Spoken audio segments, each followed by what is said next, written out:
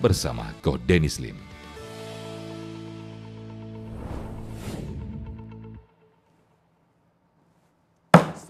Selalu ada hikmah. Bismillahirrahmanirrahim. Assalamualaikum warahmatullahi wabarakatuh. Alhamdulillah kita akan mengambil banyak hikmah lagi di acara kesayangan kita ini. Kali ini dengan tokoh yang luar biasa. Kalau mungkin kalian tahu pernah dengar nama Freddy Budiman. Ini nggak cuma 1-2 gram narkoba yang ada di beliau. Tapi sampai ton-tonan. 1 ton itu 1000 kilo. 1 kilo itu 1000 gram. Berarti 1 ton udah 1 juta gram. Ya. Dan akhirnya tapi menjelang wafatnya bertobat dan kisahnya beredar luas, Masya Allah, dan yang menjadi wasilah hidayah dari Allah kepada beliau. Nah, ini adalah bintang tamu kita kali ini, Pak Kiai Hasan Makarim. Assalamualaikum warahmatullahi wabarakatuh. Waalaikumsalam warahmatullahi wabarakatuh. Kiai sehat ya? Alhamdulillah. Izin mau nanya-nanya Kiai ya, banyak ngambil hikmah nih, alhamdulillah. Jadi beliau ini pemirsa sudah berkhidmat di Nusa Kambangan yang kau tahu 30 tahun betul Kiai? 30 tahun lebih ya. 30 tahun mendampingi para narapidana di sana dengan berbagai macam kasus ataupun juga vonis hukumannya. Jadi di Nusa Kambangan itu vonis mati semua nggak sih Kiai atau gimana? Ini afwan keawaman saya nih, ya. Insyaallah. Atau orang masuk ke sana tuh gimana sebetulnya Kiai? Beragam sih seluruh level pidana ada semua, jadi hukuman mati, seumur hidup 20 tahun dan ada juga belasan tahun, ada yang di bawah 10 tahun juga di sana ada. Oh, jadi bukan yang cuman vonis mati aja. Tapi kan sependek pengetahuan orang awam mah di situ berarti yang paling berat kejahatannya dihukumnya di situ tempatnya ya. Ya resiko tinggi ya, yang memiliki resiko tinggi. Jadi sana. Oh, jadi kayak tindakannya ini beresiko untuk mencelakai banyak orang maka diletakkan di situ. Masya Allah. Dan ini sudah 30 tahun dan kalau pengen tanya-tanya tentang Freddy Budiman ini kan saya dapat ceritanya sebenarnya dari Ustadz Fatih Karim.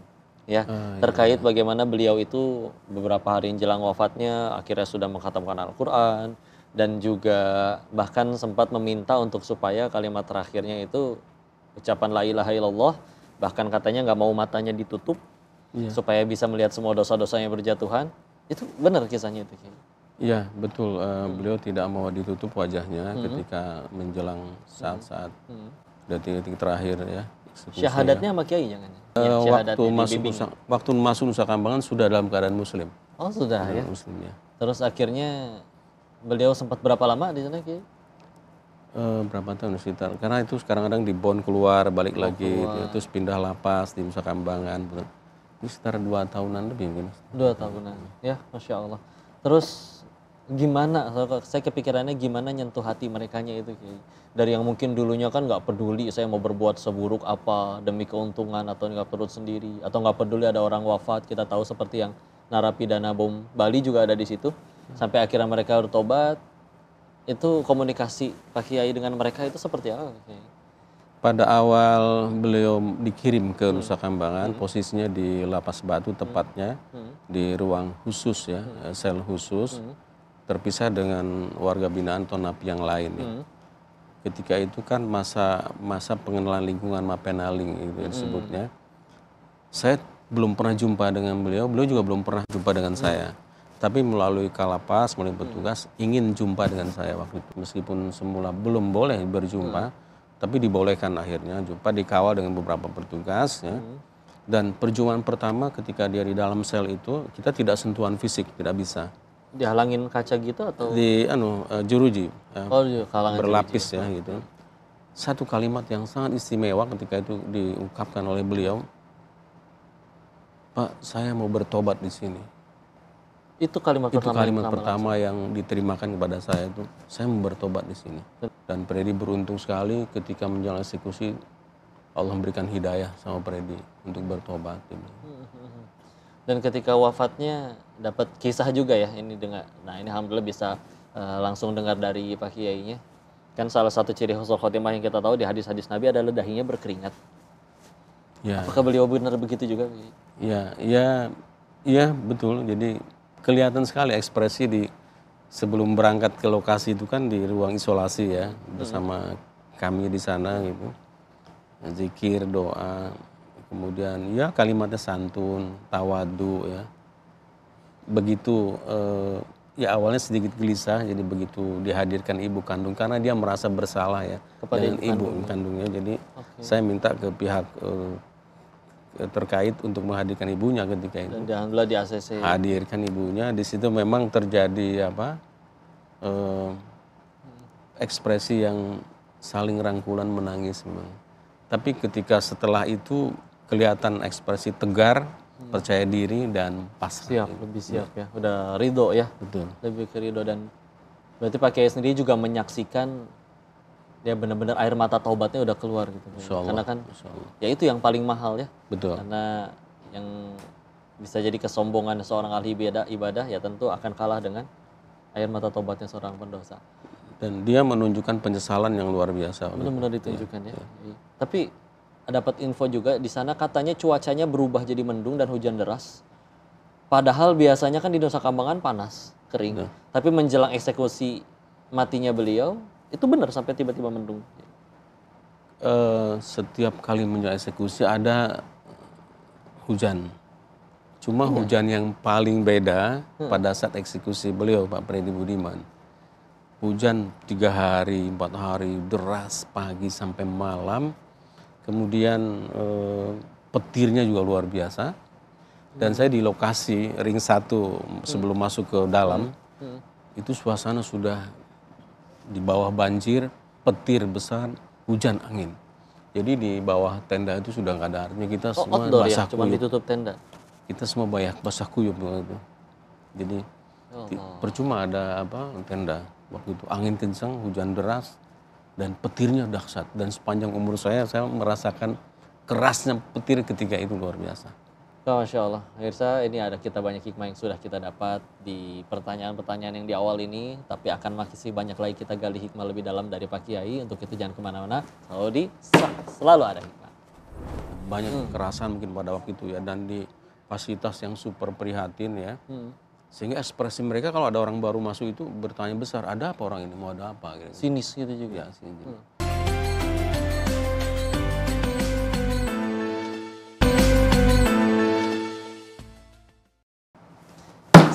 Selalu ada hikmah. Kita balik lagi dengan Pak Kiai Hasan Makarim, pengen mengambil banyak hikmah nih dari pelajaran hidup selama 30 tahun beliau mendampingi para narapidana di Nusa Kambangan.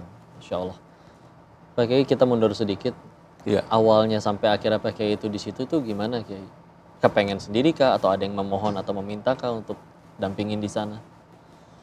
Awalnya saya hadir ke sana sekitar tahun 85 ya. Paling pertama di tahun 85. Belum masuk Nusa Kambangan. Di kampung laut yang berdekatan dengan Pulau Nusa Kambangan waktu itu. Kemudian balik ke Jakarta lagi karena saya aktif di pemuda masjid, dakwah muda masjid. Kemudian dakwah di kampung laut waktu itu ya, bersama teman-teman dai di Cilacap ya. Lalu terdengarlah di perahu kecil itu ungkapan bahwa Pak, di sini ada Nusa Kambangan banyak penjara, banyak napi yang sebenarnya butuh dakwah sebenarnya. Jadi yang terbayang pertama memang Nusa Kambangan itu kan serem. Ketika itu kan konsepnya awalnya ya. Kepenjaraan. Jadi memang ekspresi mereka seperti itu ya. Nah, saya ambil inisiatif. Lalu saya ketemu di sebuah masjid dengan pegawai lapas. Oke. Ngobrol. Tertarik saya semangat untuk nyebrang ke sana. Di waktu berikutnya, tahun 90-an itu saya mulai survei ke dalam. Dan diizinin ya untuk sampai masuk ketemu napi. Sampai masuk ke dalam penjara waktu itu. Ada 4 lapas waktu itu ya. Iya. Batu, Besi, Kembang Kuning, dan Permisan waktu itu ada 4. Saya keliling, masuk, dan memang suasana di dalam memang beda. Banyak orang. Suram gitu ya? Iya, karena mereka konsep kepenjaraannya. Banyak kekerasan mungkin pada waktu itu ya. Dan di fasilitas yang super prihatin ya, sehingga ekspresi mereka kalau ada orang baru masuk itu bertanya besar, ada apa orang ini, mau ada apa? Gitu. Sinis gitu juga. Ya, sinis. Ya, tetap saya konsul ke Kalapas, ke bagian pembinaan ya, akhirnya saya mulai pendekatan, dikawal dengan petugas ke dalam, bertemu beberapa orang ketika itu. Masya Allah, itu awalnya dan sampai sekarang ya, terus. Menurut Pak Kiai, kan sebetulnya itu salah satu iqab namanya hukuman kan untuk supaya orang itu ya berhenti dari kesalahannya. Ya. Sejauh ini di Nusa Kambangan yang terlepas yang hukuman wafat Pak Kiai, semuanya selesai gitu. Maksudnya tobat, akhirnya benar-benar berhenti, masuk dan keluar itu benar-benar udah jadi manusia yang berbeda, jadi benar-benar jauh lebih baik. Selama ini seperti itu kah? Atau ada yang masih benar-benar keras hatinya, masih nggak ngerasa salah dan masih naudzubillah berbuat salah lagi. Betul. Jadi memang tahapan dakwah di dalam itu pertama kayak stadium general ya, di masjid ya. Kemudian nanti ada kelompok minta diskusi kelompok. Oh iya, itu lebih banyak cerita tanya Setelah jawab. diskusi kelompok ada perorangan yang mengatakan, Pak boleh nggak saya ingin ngobrol sendiri Pak berdua dengan Bapak. Empat mata. Individual counseling. Itulah metode yang dilakukan di dalam seperti itu. Jadi yang saya terpantau secara kontinu adalah di masjid memang. Tidak semua warga binaan, tidak semua napi berada di masjid. Itu diwajibkankah oleh lapas atau sukarela yang pada mau nih ada jadwal di masjid silakan datang? Itu gimana? Ya, tidak ada paksaan sebetulnya. Jadi bukan kayak kegiatan yang harus semua diwajibkan ikut begitu ya? Walaupun dalam aturannya itu memang ada kan kebutuhan mereka sebetulnya. Betul. Kebutuhan mereka. Tapi ya ketika diumumkan, diberitahu ada acara ini misalnya, ya tidak semua mereka merespon memang. Tidak semua. Dan ketika akhirnya diajak diskusi, ngobrol, ketemu kiai, paling menohok deh di hatinya Pak Kiai sejauh ini pengalamannya selain Pak Freddy Budiman, karena yang saya tahu juga ada Imam Samudra ya. Betul. Ada pengalaman spesial apa lagi nih ketemu dengan mereka-mereka itu? Ya kalau dengan beliau kan bloknya khusus, Dipisahin. dipisah, keluar tertentu saja. Tidak rutin keluar. Jadi nggak benar-benar satu sel satu orang ya, nggak ketemu sama yang lain. Untuk Pak Imam Samudra itu. bukan sel tapi blok khusus saja, blok khusus dengan untuk mereka bertiga gitu ya. Jadi keluar waktu-waktu sholat, misalnya Jumatan, sholat wajib gitu ada. Dan sistemnya gimana sih PKI? Di sana itu apa jatuhnya dipekerjakan untuk jadi ada fasilitas bagi mereka, asatidz tempat mereka curhat begitu, atau sukarela kah atau gimana PKI? Di sana ada level tertentu ya, security ada minimum security, itu lapas terbuka ya. Itu warga binaannya tuh di luar berkebun, bercocok tanam, beternak gitu. Kemudian yang kedua maksimum. Ada dua berarti ya? Minimum, maksimum. Maksimum itu yang kedua medium security itu bersosialisasi di luar kamar ya. Sampai bisa nonton TV, bisa telepon bergiliran dengan keluarganya, aktivitas di masjid, olahraga dan sebagainya. Itu medium security. Kemudian di atas itu ada maksimum security, itu dibatasi keluarnya secara bergiliran. Di atas itu super maksimum security. Ada lagi super maksimum. Itu satu sel satu orang. Oh ya, alhamdulillah. Maka pemirsa, ini kau masih tambah banyak penasaran nih, karena bahkan juga pengen penasaran, pengen ikut ke sana. Mudah-mudahan nanti ada wasilahnya kita bisa ngaji bareng di sana dengan para warga binaan di sana. Tapi untuk itu kalian jangan kemana-mana dulu, karena masih banyak hikmah yang bisa kita ambil dari beliau. Tetap di selalu ada hikmah. Dan setiap kali yang mau ada dieksekusi di ruang isolasi itu 3 hari bersama saya, malam terakhir itu saya kasih pakaian putih-putih.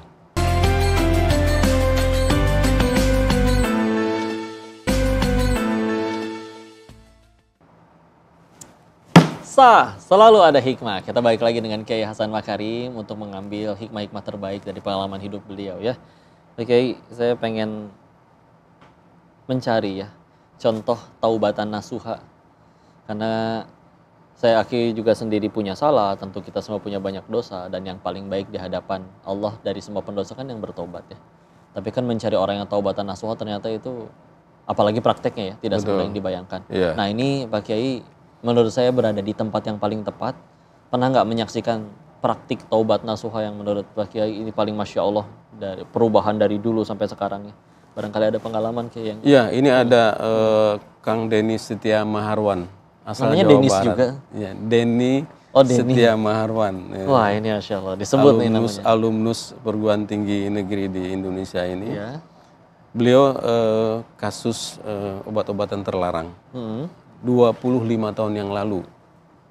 Ditangkapnya? Iya, 25 tahun yang lalu. Sampai hari ini? Masuk ke lapas. Di lapas sudah 25 tahun dan dia betul-betul berubah totalitas. Tidak pernah sentuhan sama sekali dengan masa lalu. Dia jadi orang taubatan nasuha. Dia bahkan mimpin masjid, kemakmuran masjid, mengkoordinir dakwah di dalam, mengkoordinir blok santri dan membantu bidang pembinaan di dalam lapas itu. Pak Kiai tahu waktu ketangkapnya orangnya seperti apa? Ngelihat gitu?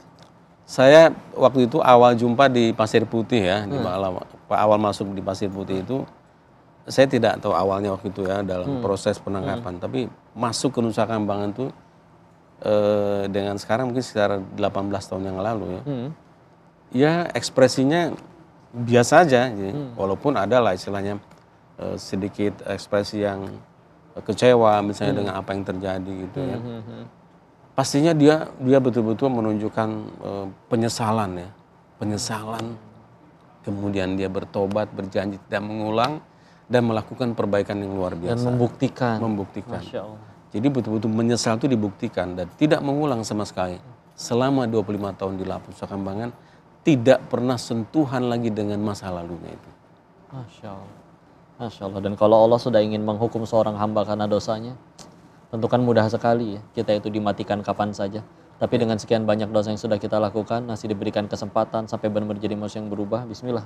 Nah, itu contoh banget ya untuk dan ini sebenarnya saya udah angkat beberapa kali ke menteri ya, ke dirjen ya, waktu dulu ya.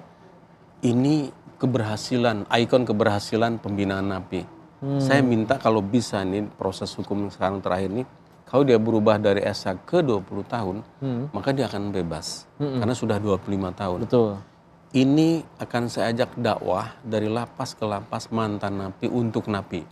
Ih, mudah-mudahan ini ditonton ya. Dan ini sudah jadi ustadz di dalam dia. Masya Allah, tabarakallah. Saya pengen ini nih, KI penasaran. Kalau misalkan naudzubillah, ini misalkan ya, saya adalah narapidana yang terhukum eksekusi mati dan menjelang detik-detik eksekusi tersebut, biasanya PKI ngasih nasihat apa kepada beliau? Kalau misalnya orangnya itu adalah saya. Ngobrol bahwa Allah itu pengampun, penerima tobat.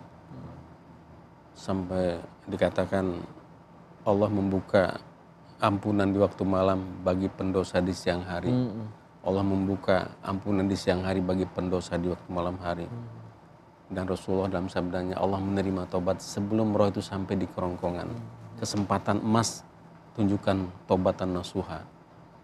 Munculkan penyesalan yang dalam dan janji betul tidak akan mengulang kembali. Kemudian lakukan perbaikan dengan tobat dan ibadah yang makin kuat, zikir, doa dan sebagainya. Dan setiap kali yang mau ada di eksekusi di ruang isolasi itu 3 hari bersama saya, malam terakhir itu saya kasih pakaian putih-putih, ganti semua, mandi besar, pakaian putih-putih, sholat tobat dan selalu berwudu. Menjelang berangkat ke tempat eksekusi, menjelang dijemput, berwudu lagi. Dan saya bilang pesan begini, pertahankan wudu sampai dengan selesai eksekusi. Masya Allah, makasih banyak Kiai atas ilmu, doa dan nasihatnya. Mudah-mudahan nanti bisa ikut ngaji bareng di sana. Amin. Dan pemirsa, terima kasih sudah menyaksikan hikmah kali ini. Jangan kemana-mana, kita akan terus saksikan hikmah yang luar biasa dengan narasumber lainnya di acara Selalu Ada Hikmah. Assalamualaikum warahmatullahi wabarakatuh.